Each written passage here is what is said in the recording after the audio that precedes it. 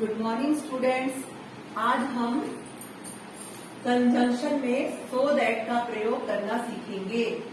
So that से दो वाक्यों को जोड़ना सीखेंगे। अंडरस्टैंड बच्चों? सो का मतलब होता है इतना और दैट का मतलब होता है कि, यानी सो दैट का मतलब होता है इतना की। तो जब हम इससे वाक्य को जोड़ते हैं तो जोड़ते समय पहले वाक्य में से वेरी या कोई एडवर्ब दिया गया हो तो उसे हटाकर उसके स्थान पर सो लगा दिया जाता है तथा दूसरे वाक्य को दैट लगाकर जोड़ दिया जाता है। ठीक है बच्चों, आइए हम वाक्य देखते हैं। He is very poor, full stop. एक वाक्य हो गया। He can not buy a car, full stop. ये दूसरा वाक्य हो गया। इन दोनों वाक्यों को बच्चों हमें सो दैट की सहायता से जोड़ना है। तो हमने यहाँ पर पढ़ा वेरी या कोई एडवर्ब दिया गया हो तो उसे उसके स्थान पर सो लगा दिया जाता है। पहले वाक्य में ये पहला वाक्य है हमारा, यहाँ पे ये वेरी दिया गया है, इसकी जगह पे हमने सो लगा दिया। ठीक है। उसके बाद से ये जो फुल स्टॉप है बच्चों, जब दो वाक्य को हम एक वाक्य में बदलते हैं तब ये फुल स्टॉप जो है ये हट जाएगा और फिर हम दैट का प्रयोग करेंगे और उसके बाद ये he can not buy a car, ये जो है पूरा वाक्य एज इट इज आ जाएगा। लेकिन यहाँ पे ध्यान रखना है कि यहाँ पे एच कैपिटल लेटर में है, ही का यहाँ पे हमें स्मॉल लेटर में लिखना है क्योंकि ये पूरा एक सेंटेंस है। अंडरस्टैंड बच्चों? इसी तरह से दूसरा वाक्य देखेंगे, ही is very weak, he can not run fast. ठीक है। अब इन दोनों वाक्य को भी हम ठीक वैसे उसी तरह से करेंगे जैसे पहला हमने किया है।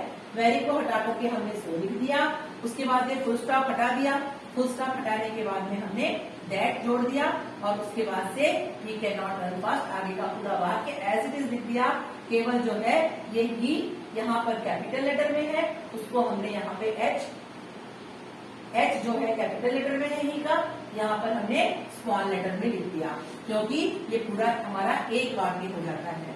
तो अंडरस्टैंड बच्चों? आशा है आपको ये सो दैट समझ में आ गया होगा। अब चलते हैं दूसरे कंजंक्शन पर। ये है दो और ऑल्दो। ये जो है दो का मतलब होता है यद्यपि और ऑल्दो का मतलब होता है हालांकि। ठीक है। इस शब्द से हमें दो वाक्यों को जोड़ना है। ये दोनों जो वाक्य होते हैं बच्चों, ये एक दूसरे का विरोधाभास प्रकट करते हैं। दोनों वाक्य जो है वो विरोधाभास प्रकट करते हैं। अब देखिए जैसे यद्यपि और आल्दो का प्रयोग हम जोड़ते हैं किस तरह से। एक सेंटेंस है, ये जो हम पहला वाक्य देखते हैं, she worked hard, she failed in examination। she worked hard एक वाक्य है और she failed in examination ये दूसरा वाक्य है। ठीक है। हमें इसको जोड़ करके एक वाक्य बनाना है। किससे जोड़ना है बच्चों हमें? यद्यपि ये दो से या ऑल्दो से। ठीक है। तो हमने यहाँ पे she worked hard के पहले हमने ऑल्दो लिख दिया, ऑल्दो she worked hard। ठीक है। फिर बच्चों ये कॉमा लगाना, एक वाक्य जब हो जाए तो उसके बाद हमें कॉमा लगाना जरूरी है। ठीक है।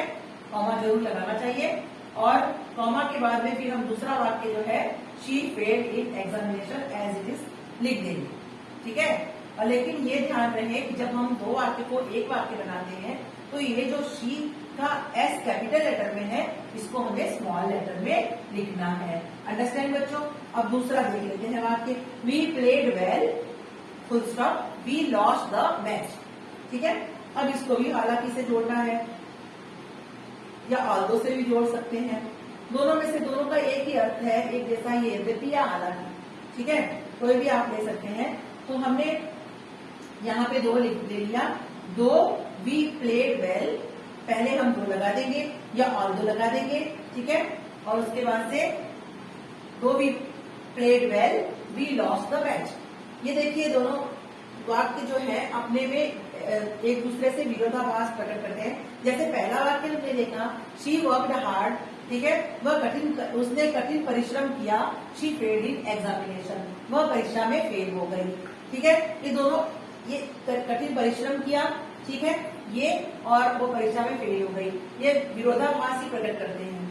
यहाँ पर भी देखिए आप, वी प्लेड वेल, हम अच्छा खेले, वी लॉस्ट द मैच, हम मैच हार गए। ठीक है, तो अच्छा भी खेले लेकिन मैच हार गए, ये क्या प्रकट करता है? दोनों वाक्य जो है विरोधाभास प्रकट करते हैं। अंडरस्टैंड बच्चों? तो यहाँ पे ऑल्दो और दो का प्रयोग किस तरह से हम दो वाक्यों को जोड़ने के लिए करते हैं, तो ये आपको समझ में आ गया होगा। अब चलते हैं हम तीसरे कनेक्टिव के कंजंक्शन वर्ड के पर, और तीसरा कंजंक्शन वर्ड है हमारा येट। येट से दो वाक्यों को जोड़ना। ठीक है, अब ये इसमें भी जो दो वाक्य दिए गए रहते हैं उनमें स्थिति व्यक्त करने वाले वाक्य के अंत में कॉमा का प्रयोग करना जरूरी होता है। अब येट का मतलब क्या होता है बच्चों? येट का मतलब होता है तो भी, फिर भी। ठीक है, तो भी, फिर भी। अब पहला एक वाक्य देख लेते हैं, जैसे कि ये दोनों वाक्य को जोड़ करके हमें एक वाक्य बनाना है। ऐसा वाक्य है, he is tired. He is tired एक वाक्य है, ही इज वर्किंग, ठीक है, एक दूसरा वाक्य है। तो जब हम इसको बनाएंगे तो ही इज टायर्ड, जैसे कि लिखा है, स्थिति व्यक्त करने वाले के वाक्य के अंत में कॉमा का प्रयोग करेंगे। तो ही इज टायर्ड, ये स्थिति व्यक्त कर रहा है, वह थका है, थका हुआ है। तो यहाँ पर हमने पहले वाक्य के बाद में बच्चों कॉमा लगा दिया। उसके बाद से हम येट का प्रयोग करेंगे, जो कंजंक्शन वर्ड है उसका प्रयोग करेंगे, येट। ठीक है, उसके बाद ही इज, तो देखिए he is working, he is working लिख देंगे। अगर बच्चों यहाँ पे मैंने ये कोष्टक लगा है, ये इसलिए लगा है कि ही इज यहाँ पर भी है और ही इज यहाँ पर भी है, यानी कि ये जो प्रोनाउन और ये प्रोनाउन सेम है, और ये जो हेल्पिंग वर्ब है ये भी सेम है, इसलिए हमें दो बार लिखने की कोई विशेष आवश्यकता नहीं है। अगर लिखते हैं तो ठीक है, नहीं अगर लिखते हैं तो हम ऐसे लिख सकते हैं, येट के बाद वर्किंग लिख सकते हैं। He is tired yet working, वह थका हुआ है तो भी काम कर रहा है। ठीक है, तो हम यहाँ पे देखिए, यहाँ पे मैंने लिख दिया है यहाँ पे कि यदि सब्जेक्ट एक ही नाउन या प्रोनाउन को व्यक्त करते हो तो दूसरे वाक्य के सब्जेक्ट को छोड़ भी सकते हैं, यानी कि जो दूसरे वाक्य है, सब्जेक्ट है, इसको हम छोड़ भी सकते हैं। अंडरस्टैंड बच्चों? इसलिए हमने यहाँ पे कोष्टक लगाया हुआ है।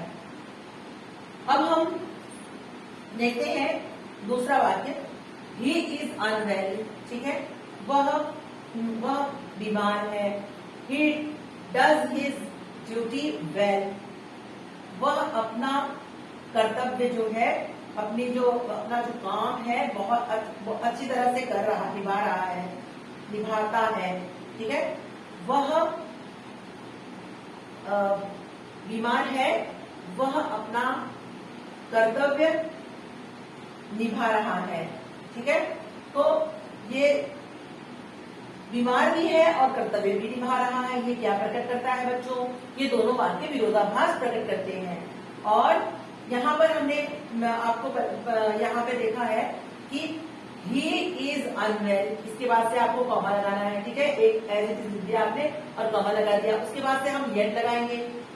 तो भी, वह बीमार है तो भी, he does his duty well, वह अपना कर्तव्य दायित्व ठीक से करता है। ठीक है, तो बच्चों आपको आशा करती हूँ कि आपको ये तीनों जो कंजंक्शन वर्ड है, दो वाक्यों को जोड़ करके और इनकी सहायता से एक वाक्य बनाना किस तरह से, ये आपको अच्छी तरह से समझ में आ गया होगा, आशा करती हूँ।